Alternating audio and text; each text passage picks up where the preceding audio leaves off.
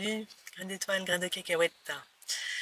Je voudrais te parler de l'éco-hameau de Ungersheim en Alsace.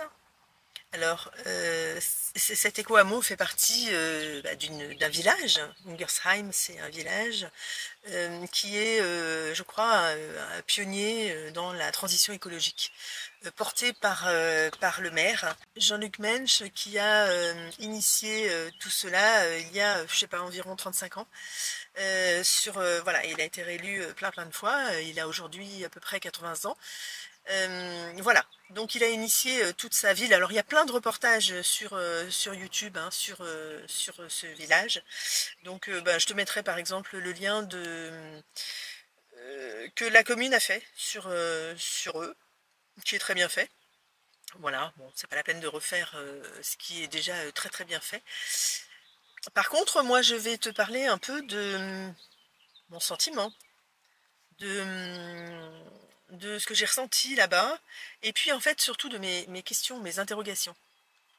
J'ai été, j'ai discuté avec plusieurs personnes et je me suis posée 2 jours dans l'éco-hameau. Voilà, je remercie Luc qui a accepté que je l'interviewe chez lui. Donc c'est très sympa de sa part. Il y a une deuxième personne qui était d'accord pour qu'on discute.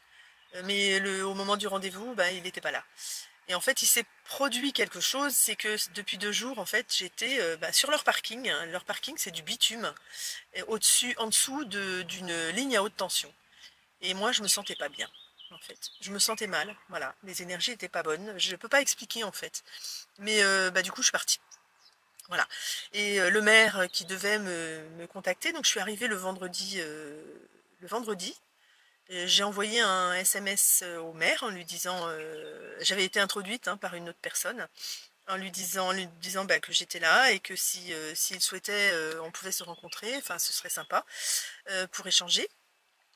Et en fait, j'ai même pas eu un SMS me disant je suis très occupée, voilà, est-ce qu'on peut se voir, est-ce que lundi ou mardi, j'en sais rien, enfin bref. Mais moi, j'étais là tout le week-end à pas savoir ce qu'il en était. Et j'avais pas du tout envie d'attendre encore toute la semaine. Peut-être il allait pas du tout m'appeler ou me dire je suis débordée ou bien, enfin bon voilà. Je suis pas non plus à la disposition des gens, lui non plus d'ailleurs, hein, je précise. Mais en fait, il s'est produit. Je suis pas du tout objectif parce que je me suis pas sentie bien. Voilà. Je peux pas expliquer pourquoi. Dans toute cette, même dans tout ce village, en fait, ce village, je sais, je peux pas expliquer en fait. Voilà, il y a des énergies qui ne me correspondent pas, en tout cas, dans ce village. Alors maintenant toutes mes interrogations. C'est un projet qui a été porté par une personne et qui plus est un politique.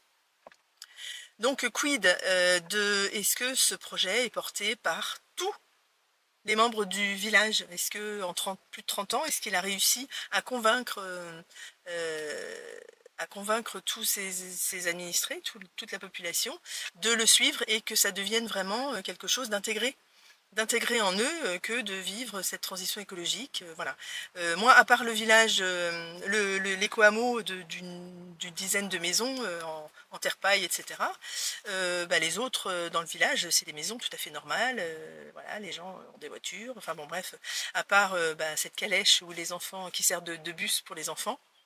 Et que certes les enfants mangent très bien à l'école, voilà, il y a quand même des usines qui, je pense, qui sont pas spécialement écolos, hein, qui vont financer le reste. Ça, c'est très bien. Mais l'interrogation, c'est est-ce que tout ça, c'est pas de la poudre aux yeux? Enfin, c'est que j'exagère de dire ça. Mais quid de après lui, en fait? Une fois qu'il sera plus là, une fois s'il est plus réélu, et il a quand même 80 ans, qu'est-ce qui va se passer après? Voilà. Est-ce que tout va retomber comme un soufflet? Je ne sais pas. La question aussi que je me suis posée, c'est pourquoi ça ne fait pas des petits partout? Pourquoi les gens construisent encore en béton à côté? Ça veut dire qu'ils ne sont pas suffisamment convaincus que c'est rentable, hein, puisque bon, et Luc, dans l'interview, enfin non, en off, hein, me disait que non, ça coûtait pas plus cher. Après, ce qui coûte cher, c'est les matériaux, les choix des matériaux pour décorer l'intérieur, etc. Mais faire construire une maison écolo, passive, c'est pas forcément plus cher. Donc voilà, pourquoi ça fait pas des petits et pourquoi les villages d'à côté, pourquoi ils ne s'en inspirent pas, pourquoi ils font pas pareil. Tout ça, ça m'interroge en fait. Voilà. Alors dis-moi ce que t'en penses, hein. Là c'est vraiment ouvert. J'aimerais bien avoir le sentiment d'autres personnes. Disons que c'est porté par un homme, un politique, et pas par la population.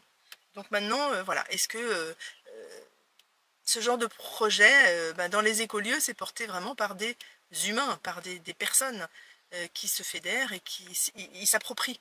Maintenant, le projet du maire, est-ce que toute la population se l'approprie ou pas? J'en sais rien. J'ai pas ces réponses, hein, je sais pas. Et voilà, c'est des questionnements que je te pose. Voilà, donc en tout cas, je suis pas restée investiguer plus. Je suis repartie dès le dimanche soir. Voilà, dès le dimanche soir. Donc je suis restée en fait tout le week-end. Voilà, j'attends tes remarques, j'attends tes réflexions, voilà, si tu connais, si tu. Alors il y a un autre village qui est comme ça en Bretagne, Planquette, Planquette, je crois, ou un truc comme ça. Je ne manquerai pas d'aller voir. Voilà.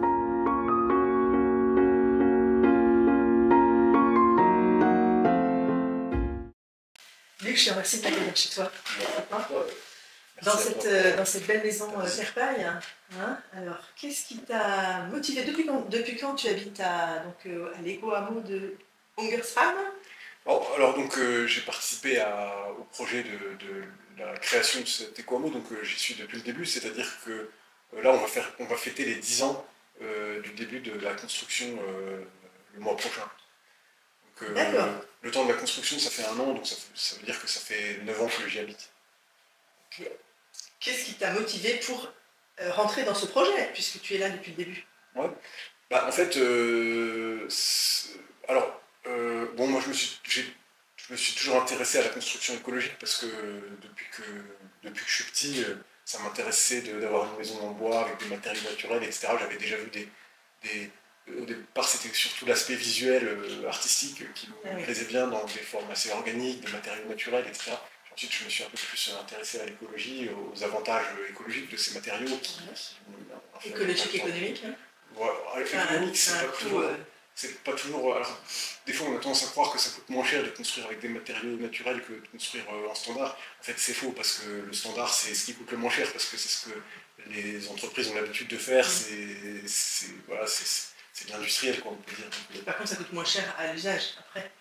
À l'usage, alors après, je crois qu'il y a deux choses qu'il faut distinguer. D'un côté, l'aspect écologique des matériaux utilisés. Donc, si on utilise des matériaux biosourcés comme du bois, de la paille, de la terre, qui ont un faible impact environnemental, parce que déjà, ils n'émettent pas de déchets parce que c'est des matériaux naturels, et aussi parce qu'ils nécessitent peu d'énergie pour être fabriqués par rapport à du béton, de la brique cuite ou des armatures en métal, etc.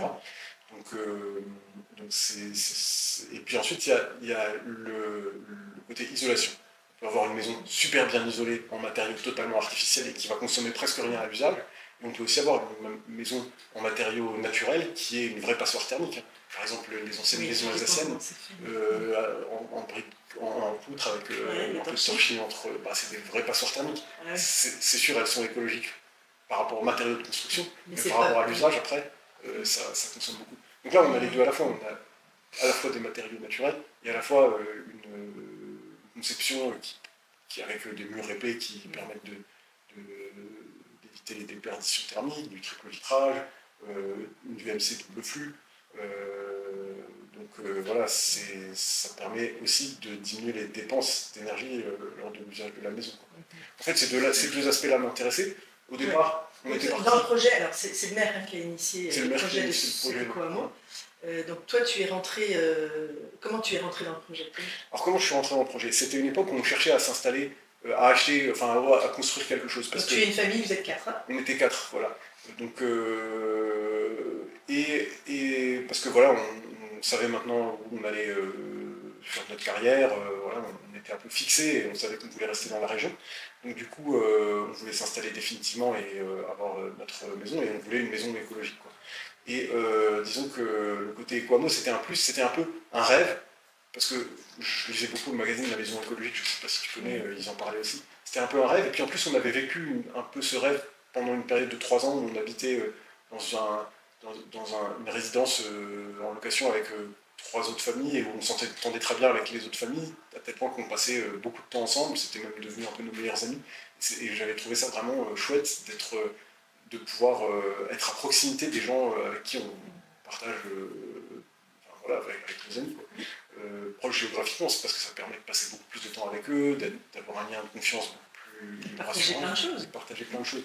Et donc c'est vrai que ça, on l'avait vécu déjà pendant 3 ans lors d'une de nos locations, et c'est vrai qu'on était un peu, on s'était retrouvé de nouveau ensuite dans un immeuble beaucoup plus grand où on connaissait personne, où on avait du mal à communiquer avec les voisins, et c'est vrai que je trouvais que la vie était beaucoup plus fade et beaucoup plus stressante en fait, du fait de ce côté inconnu de l'endroit même où on vit, quoi.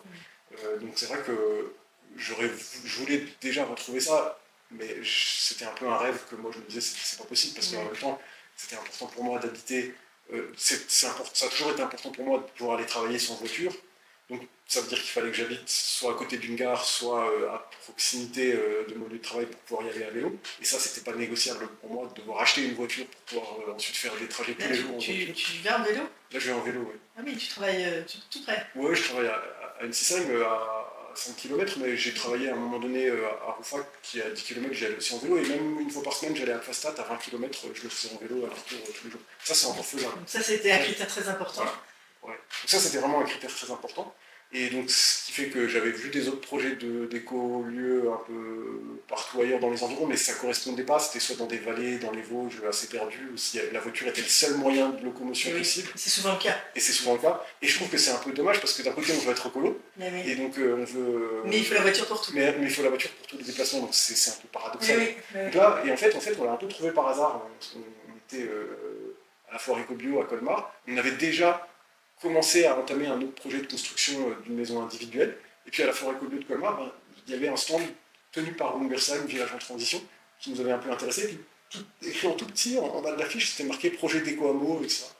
C'est intéressant. Alors là, on m'a demandé, il y avait des personnes sur place qui étaient des participants au projet. Donc, et puis bon, c'est comme ça qu'on est rentré dans le projet. Qui était déjà un peu avancé. Hein, il y avait déjà, enfin le maire il a pas construit ça tout seul. Ah non, c'est pas le maire. Il y avait déjà des... bah oui, c'est ça. En fait, il a regroupé autour de lui des gens, des futurs habitants comme toi. Ouais. En fait, le maire, il voulait faire un éco-hameau dans ce village. Il a acheté il y a longtemps, enfin la commune a acheté un terrain qui s'y prêtait. Et ensuite, ce terrain, il a dit, voilà, il sera vendu avec un cahier des charges. Ah d'accord, ok. Il faut que ce soit un éco-hameau en autopromotion, avec des matériaux naturels, passifs. Voilà, donc il y avait un cahier des charges, et ils vendaient le terrain qu'à un collectif qui était prêt à suivre ce cahier des charges. Ah ok, il fallait un collectif. Voilà, c'est ça. Donc ensuite, le collectif s'est rassemblé autour de ça, autour de ce projet-là. Il a mis du temps à se mettre en place. Et voilà, ce que j'allais dire, comment on arrive à trouver le collectif avant de pouvoir démarrer? Bah ouais. Ça peut mettre des années. Ah oui, mais ça a mis des années. Ouais. Ah. Ouais, ça a mis des années. Ouais, alors moi, j'étais pas là depuis le début. En fait, on est les derniers à être arrivés justement dans le collectif. Donc les autres, ils étaient déjà... il y avait déjà du monde. Voilà. Bon, voilà, on en a parlé, donc je sais un peu ce qui s'est passé. Il y a beaucoup de gens qui sont rentrés dans le projet, qui sont ressortis, soit parce que ça allait pas assez vite, soit parce que la forme juridique, ça leur convenait pas, soit pour d'autres raisons diverses et variées, mais en tout cas, pendant 2 ans, au moins, il y a des gens qui sont rentrés dans le groupe, sortis du groupe, rentrés dans le groupe, sortis du groupe, jusqu'à un moment, alors on avait déjà un architecte qui a été proposé déjà par le maire, et puis qui nous accompagnait un peu dans le projet.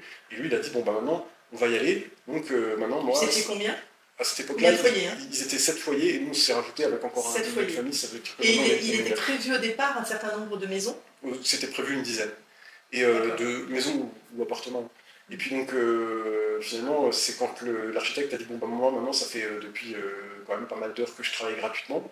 Donc maintenant, je vais vous demander de me payer des honoraires parce que je ne peux pas continuer à travailler gratuitement comme ça. Et c'est là que, bah, parmi je ne sais pas combien de personnes qui étaient dans le collectif, il y avait la moitié qui sont partis. Ah. Et puis, Mais il y a un du moment coup, où là, il restait ceux qui étaient vraiment motivés, qui avaient vraiment envie ça a fait de un rester. tri, Et ouais. ça fait un tri. Et c'est juste après ça que nous, on est arrivés. Donc on s'est rajouté à ceux qui étaient restés, quoi. Et puis donc après, bah, on a fait les plans avec l'architecte, on a créé une SCIA pour faire la promotion du projet immobilier, dans lequel on a chacun mis nos sous, et puis ensuite bah, la construction a commencé. SCIA, c'est une société civile immobilière d'attribution. C'est-à-dire que c'est une d'attribution. SCI qui a pour vocation d'être dissoute une fois que la construction est terminée, et les lots, du coup, les lots vendus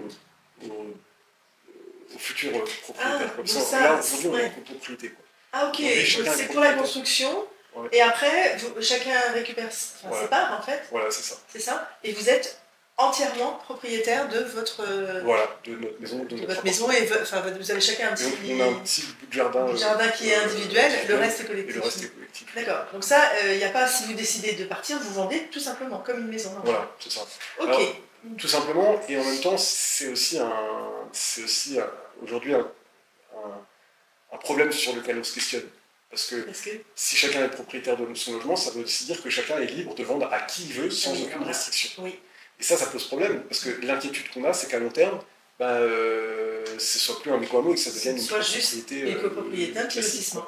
Comme je le vois, voilà, c'est fréquent. Comme tu as déjà vu ailleurs. Ouais. Donc voilà, donc c'est un peu notre inquiétude. Inquiétude qu'on a réussi quand même à rassurer un petit peu en rajoutant des clauses dans le règlement de copropriété, et notamment l'obligation d'être présent aux réunions mensuelles des habitants. Hein. Une fois par mois, vous vous réunissez. Une fois par mois, on se réunit pour une réunion d'à peu près 2 heures où on discute de tous les travaux qu'il y a à faire pour les extérieurs, des réparations éventuelles qu'il y a à faire, et puis aussi où on organise des moments conviviaux ou des choses comme ça. Et c'est en collectif, c'est pas du tout en ASL. C'est pas une association. Vous n'avez pas créé une ASL. Alors on en a créé une, mais c'est une autre. Non, là c'est vraiment les habitants du coin. Mais c'est les habitants, c'est pas les propriétaires, attention, parce que en fait il y a certains habitants qui sont propriétaires et d'autres qui sont locataires. Ah. Et la réunion mensuelle des habitants, c'est la réunion des habitants. Donc c'est ceux qui habitent sur les lieux qui se réunissent. Alors quels critères vous avez pour choisir des locataires? Que le propriétaire choisisse un locataire, ouais. Et s'il n'est pas du tout dans votre veine. Ouais. C'est des choses qui sont arrivées, et c'est des expériences qu'on a pu faire et qu'on a essayé comme on pouvait régler. Ouais. Donc, en fait, bon, on a une charte sur laquelle on se base, et l'idée, c'est que chaque habitant s'engage à respecter la charte. Donc ça veut dire que les locataires, quand ils signent pour le contrat de bail, ils signent aussi un engagement à respecter la charte. C'est un engagement moral, c'est pas légal, mais bon, c'est déjà pas mal. Qu'est-ce que vous faites s'ils ne respectent pas? Et bien justement, c'est parce que ça s'est déjà produit. Ouais. Et le problème, c'est qu'on n'a aucun moyen d'action si le locataire ne respecte pas la charte. Donc, ça s'est déjà produit. Heureusement, le locataire en question a fini, je pense, par comprendre qu'il n'était pas à sa place et il est parti de lui-même. Mais c'est vrai que ça posait un petit peu de problème parce qu'il participait à rien du tout de la vie du groupe, quoi. Voilà, c'est un vrai problème. Et c'est pour ça que, suite à cette expérience, on a mis en place des règles qui sont pas... Enfin, comment dire, qui sont écrites nulle part. Enfin, si, elles sont écrites, mais je veux dire, elles ne sont pas officielles. Et en fait, maintenant, les propriétaires s'engagent à, quand ils cherchent des locataires, à les présenter au groupe, et on essaie de faire une réunion, un repas partagé avec les futurs locataires, pour voir si ça colle, quoi. Si eux, ils sont prêts à s'engager avec nous, si nous, on est prêts à les recevoir. Et sur cette base-là, ensuite, c'est le propriétaire qui signe le contrat de bail, quoi. Donc, depuis qu'on fait ça, ça a quand même mieux marché. Hein. Maintenant, les nouveaux locataires qui sont là ont toujours été très participatifs dans le collectif. Vous êtes combien là? Une dizaine? Non. Là, en fait, on est 9. Il y a 9 logements. 9 logements. Ouais. D'accord. Y compris là-bas. Hein. Ouais. La bâtisse qui est à l'entrée ne fait pas partie. Hein. Elle ne fait pas partie. Maintenant, les locataires qui sont dedans, on les intègre souvent aussi à nos moments de partage, pas aux réunions des habitants, évidemment, puisqu'ils ne font pas partie de la copropriété. Ouais. Mais c'est un ancien bâtiment de la commune. Voilà, c'est un bâtiment de la commune. Hein, c'est la commune qui loue les appartements dans ces bâtiments blanches. Okay. Et puis, en fait, la plupart, c'est nos amis aussi. Oui, oui, bah, vous vivez quand même sur le même terrain. Voilà, exactement. Donc, souvent, ils viennent aussi partager les moments de partage, les repas, les apéros, etc. Alors, qu'est-ce que vous partagez? Qu'est-ce que vous avez en commun? Alors, ce qu'on a en commun, je crois que le plus gros de ce qu'on a en commun, c'est ce qu'on appelle l'espace des trois chênes, puisque c'est ces tables en bois qui ont été installées entre trois chênes, donc ils sont à l'ombre toute la journée en été, et c'est vraiment l'endroit de convivialité. C'est l'endroit où très souvent, en tout cas quand la saison s'y prête, on prépare notre repas et on va le manger là-bas, et puis il y a plusieurs habitants qui font pareil. Ça doit être très sympathique, il est très agréable cet endroit. Et il n'y a aucune obligation, donc ceux qui veulent venir viennent. Oui, vous pouvez manger sur vos tables à vous. Voilà. Ou bien. Mais c'est rare qu'on y mange en fait. En général, quand on mange dehors, on va plutôt manger. C'est plus sympa des prochaines. Et puis, il n'y a jamais tout le monde en même temps, hein, mais ils ont toujours plusieurs à partager et à partager le moment du repas. Et donc, ça peut être aussi bien le soir, plus souvent le soir, mais même le midi. Il y a des gens qui sont en télétravail, pas moi. Mais, moi, par exemple, je ne travaille pas le mercredi, donc le mercredi midi, souvent, on mange aussi avec des voisins, et il y en a d'autres qui mangent ensemble quand ils sont en télétravail, ils sont là le midi. Alors, ou à la retraite, il y a aussi des retraités. Mais oui, ah oui, alors est-ce que c'est intergénérationnel? Oui, c'est intergénérationnel. Par contre, vous avez 2 ados déjà. Voilà. Et il y a un petit peu tous les âges. Et il y a un peu tous les âges, hein, ça va de 75 ans. Alors maintenant, aujourd'hui, la plus jeune, elle a 15 ans. Et on avait une petite fille encore plus jeune qui. La famille est partie il y a un an ou 2 ans. Donc, voilà. Mais bon, ça reste quand même très intergénérationnel et il y a vraiment tous les âges. Il y a quelqu'un qui va arriver là, la Maison Bleue. Alors, on verra, on espère. Ah, je croyais que c'était fait, que c'était vendu, non? Ah, il y a une propriétaire, mais elle n'habite pas. Ah, d'accord, ok. Voilà. Elle n'a pas d'enfant. Et elle n'a pas d'enfant. Ah, bon, zut. Bon. Ok, alors qu'est-ce que vous partagez d'autre? Qu'est-ce qu'on partage d'autre? Alors, on a aussi une salle commune dans le bâtiment qui est tout au bout, là.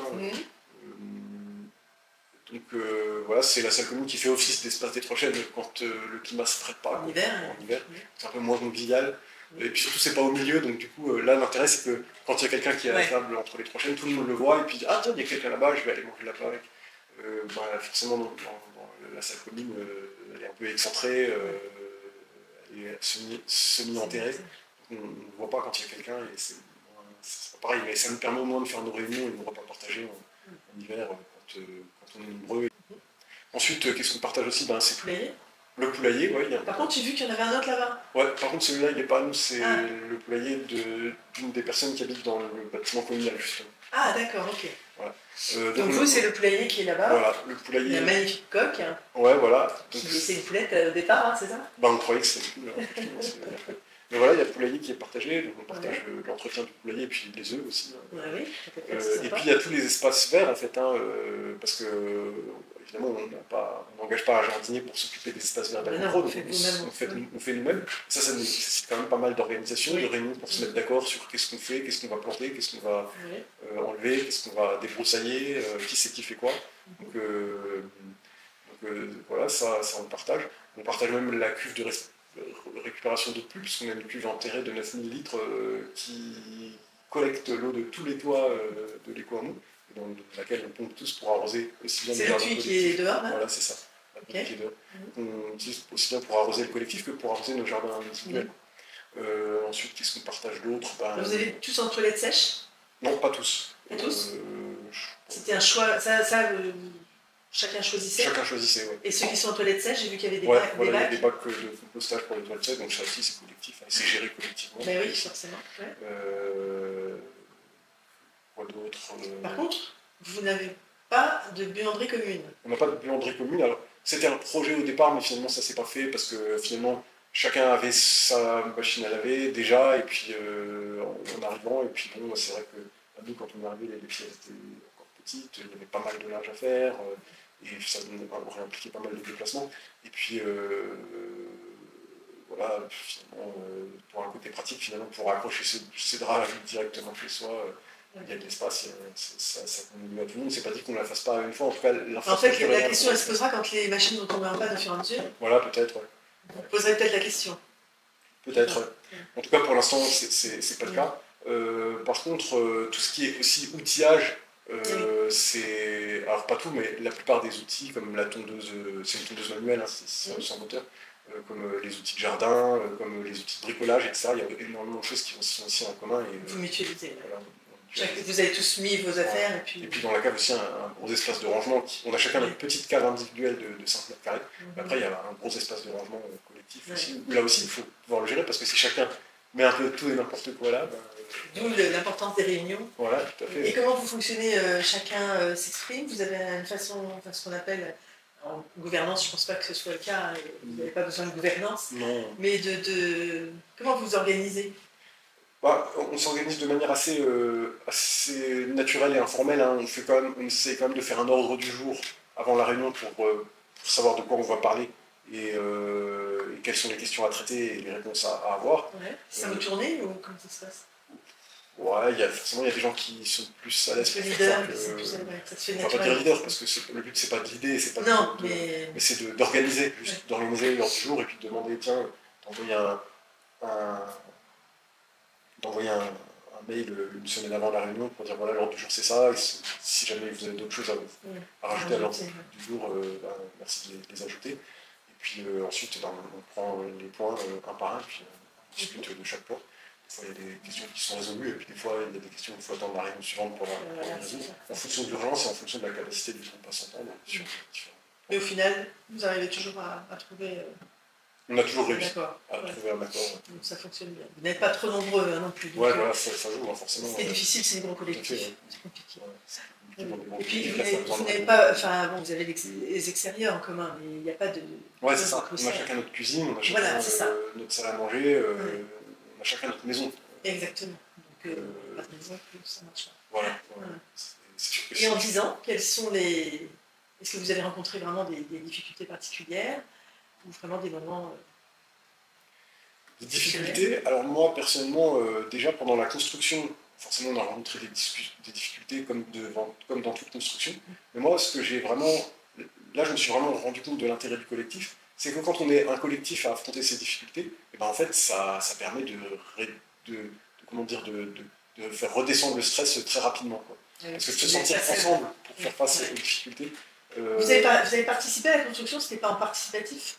On a participé pas au gros œuvre, ni à la. Enfin, le clos couvert a été fait par des entreprises, d'ailleurs par les mêmes entreprises sur tous les Coamo. Par contre, évidemment, on a participé là aussi, chacun selon ses possibilités et ses envies, à l'aménagement intérieur, la décoration. Il y en a qui ont fait la plomberie, l'électricité. C'est ça, en fonction de chacun. Voilà. C'est comme dans et puis on s'est aussi pas mal entraidés les uns les autres. Oui, ça y est. D'accord. C'est ça qui fait bien aussi. Oui, bien sûr. Ouais. Ça, c'est des bons moments. Ouais. On participe. Okay. Oui, donc effectivement, la force du collectif de ne pas se retrouver seul quand il y a des difficultés avec la construction. Oui, tout à fait. Ouais. Ça, c'est vraiment un point essentiel, je trouve. Et puis après, je crois que les principales difficultés qu'on a eues, c'est les questionnements. Et aussi comme par exemple un locataire qui n'était pas du tout dans l'état d'esprit de Mikoro, et les questionnements que ça a suscité, qu'est-ce qui se passe s'il y a quelqu'un qui vend, qu'est-ce qui se passe s'il y a quelqu'un qui meurt et que les héritiers héritent et que voilà. Donc on a essayé au moins d'en discuter, même si on n'a pas pu mettre en place des trucs vraiment, des règles vraiment officielles pour ça, parce que forcément comme chacun est propriétaire individuellement de son bien, il reste officiellement totalement libre de faire ce qu'il veut avec son bien. Mais bon, voilà, on en a quand même discuté et je pense que, à mon avis, ça devrait rouler tant qu'on reste sur ces accords qu'on a passés entre nous, quand on loue ou quand on vend, on en parle au groupe et puis on voit si les futurs acquéreurs sont prêts à partager ce mode de vie. On a quand même rajouté des trucs dans le règlement de propriété, notamment l'obligation de participer aux réunions et l'obligation de donner au moins 4 heures de temps pour participer à l'entretien par mois, voilà. Participer à l'entretien, ça va, hein, c'est pas. En fait, en réalité, on en fait beaucoup plus. Oui. Mais voilà, c'est le minimum. Voilà, c'est le minimum. Donc voilà, donc ça c'est inscrit dans le règlement de copropriété. Une heure par semaine. Et c'est une règle qui s'applique pour les habitants. Hein. Encore une fois, oui. Normal. Voilà. Donc, voilà, ça c'est pareil, si quelqu'un ne respecte pas, on aura ce sera pas si simple que ça de dire bah, on rend le contrat de bail parce qu'ils ne respectent pas, et encore moins on vire un propriétaire. Ah, vous n'en avez pas la possibilité. On n'en a pas la possibilité. Mais disons que c'est quand même inscrit dans le règlement, et donc ça veut dire que les gens, quand ils entrent, il faut qu'ils soient prêts à le faire. Quoi. Ouais. Sinon, ça ne va pas être agréable, voilà. et en premier pour eux, parce que vous avez la force d'être entre vous. Oui, tout à fait. Ouais. Donc, voilà, ça c'est les principales difficultés auxquelles on a été confrontés. Je dirais, moi, de mon point de vue, les autres d'autres choses. Mais voilà, on a réussi à faire avec, et je pense qu'on s'est donné quand même suffisamment de garanties. Et puis ce qui est bien aussi, c'est qu'on en reparle quand même régulièrement. Et je pense que ça garantit aussi le fait qu'on n'oublie pas ces règles qu'on a établies entre nous, et que l'idée c'est que ça reste un éco-hameau et pas que ça devienne une propriété classique. Et vos amis qui ne vivent pas ici, et vos amis qui vivent peut-être dans des constructions tout à fait lambda, qu'est-ce qu'ils en disent? Ça leur donne pas envie? Est-ce que ça fait l'idée que je me demande, c'est est-ce que ça fait pas des petits? Est-ce que ça... Alors, il y en a certains à qui ça donne envie, et d'autres à qui ça donne pas du tout envie. Ah bon? Pas du tout envie, pourquoi? Pas du tout envie parce qu'il y en a qui sont vraiment attachés à leur liberté individuelle et à pouvoir faire tout ce qu'ils veulent quand ils veulent, et pas être soumis à des règles, par exemple de devoir se contraindre à rester sur place au moins le temps d'une réunion une fois par mois, parce qu'on a fait en général le week-end. Même ça, c'est trop. Voilà, pour certains. C'est d'ailleurs une question qui s'est même posée à l'intérieur du collectif, parce que là, on fait une réunion par mois, à l'époque, on en faisait une tous les 15 jours, et on a essayé de trouver un compromis sur combien de fois il faut se réunir, combien de temps, sur quel moment, et finalement, on a trouvé que ce qui collait le plus pour le plus de monde possible pour l'instant, c'est le dimanche en fin d'après-midi, le premier dimanche du mois en fin d'après-midi. Mais voilà, du coup, ça veut dire que ce jour-là, c'est même si je suis en week-end d'ailleurs, je rentre à 18h pour participer à la réunion. Sauf circonstances vraiment. Alors, on a eu des périodes. Ah ouais, ouais, on a eu des périodes où il y avait de moins en moins de gens qui participaient aux réunions, donc on a dû en reparler. Voilà, mais bon, là, j'ai l'impression que ça colle à peu près. Donc voilà, ça c'est quand même une contrainte. Ensuite, il y a la contrainte sur mon espace personnel, sur le jardin, je fais un peu ce que je veux, dans la maison, je fais un peu ce que je veux. Mais par contre, forcément, les espaces collectifs, il faut être d'accord. Il y a des gens qui préféreraient avoir un green de vue, comme un green de golf, et puis rien qui dépasse, etc. Et puis d'autres qui préfèrent laisser la végétation un petit peu plus sauvage. Bon, finalement, ces derniers ont eu gain de cause, tout simplement pour la bonne raison que ceux qui voulaient un green de golf, ils n'étaient pas prêts à mettre le temps pour entretenir le green de golf. Donc voilà. Mais voilà, c'est sûr que ça implique des concessions quand même, et ça implique, et le fait de vivre en collectif, mine de rien, ça veut aussi dire qu'on est quand même un peu interdépendants les uns des autres. Des fois, les autres peuvent avoir besoin de moi, des fois, moi, je peux avoir besoin des autres, et il faut être aussi prêt à se dire, moi, je suis pas là que pour mon plaisir personnel, parce que c'est un peu ça dans notre monde actuel, en fait. Les gens sont tellement attachés à leur liberté individuelle que l'autre ne doit jamais constituer un obstacle à sa jouissance personnelle, quoi. Donc ce concept-là, il faut pouvoir le mettre de côté et se dire c'est important que je me sente bien et que à certains moments je fasse ce que je veux. Et en même temps, je ne suis pas tout seul, et il y a aussi d'autres personnes dont il faut tenir compte dans mes choix. Comme ce serait le cas dans une famille, mais là c'est un peu plus étendu, c'est-à-dire qu'il y a les devoirs que j'ai envers ma famille, et il y a aussi les devoirs que j'ai envers le collectif, qui sont à mon sens vraiment pas très restrictifs quand même. Une réunion par mois plus 4 heures par mois. Mais tu constates quand même dans tes connaissances que... Dans mes connaissances, il y a des gens qui disent que ça leur poserait problème. Et puis il faut reconnaître que des fois ça peut être pénible. C'est un vrai choix. Mais voilà, c'est comme ça. Finalement, habiter dans un éco-hameau, moi j'y vois beaucoup plus d'avantages que d'inconvénients, donc je suis tout à fait prêt à... Au bout de 10 ans, t'as pas envie de t'en aller? Ah bah non, là franchement, ce serait le pire truc qui... Tes filles, elles sont bien? Ça dépend des périodes. Mais en tout cas, moi je crois que le pire truc qui pourrait m'arriver, ce serait d'être obligé de déménager de l'éco-hameau et de retourner vivre dans un endroit standard. Le plus différent par rapport à un autre endroit, c'est pas ça, c'est vraiment le collectif et le fait de ne pas être tout seul, en fait. C'est vraiment un sentiment de sécurité, que se dire je rentre chez moi, Tous les gens qui sont autour de moi, là, je les connais, et Ouais. c'est des amis, et puis si un truc qui va pas, je peux leur en parler, et puis c'est un problème, il y a quelqu'un qui peut m'aider, et qui est juste là, quoi, qui n'a pas besoin de l'appeler, et puis il n'aura pas le temps, etc. C'est vraiment un confort et une sécurité que j'aurais même pas pu imaginer avant d'habiter là, que ce serait si important, ça. Et en fait, c'est un peu normal, parce que je crois que nous, les êtres humains, à la base, on n'est pas fait pour vivre chacun individuellement dans ces quatre murs, quoi. Nos ancêtres partageaient beaucoup plus de trucs avec leurs voisins, qui étaient en même temps leur famille, qui étaient en même temps souvent leurs collègues de travail. Exactement. Donc voilà. Chacun s'occupait. Ouais, et ça, c'est beaucoup plus naturel, en fait, de vivre dans un environnement comme ça. Alors nous, je trouve que là, dans les Comons, on est loin de vivre avec un tel niveau d'interdépendance que vivaient nos ancêtres à l'époque où ils vivaient dans des petits villages, chacun dépendait des autres. Mais quand même, on essaye quand même de retrouver un petit peu ça. Merci beaucoup, Luc, Bah, y a pas de quoi, de m'accueillir chez toi et de ce temps de papetage. Merci à toi.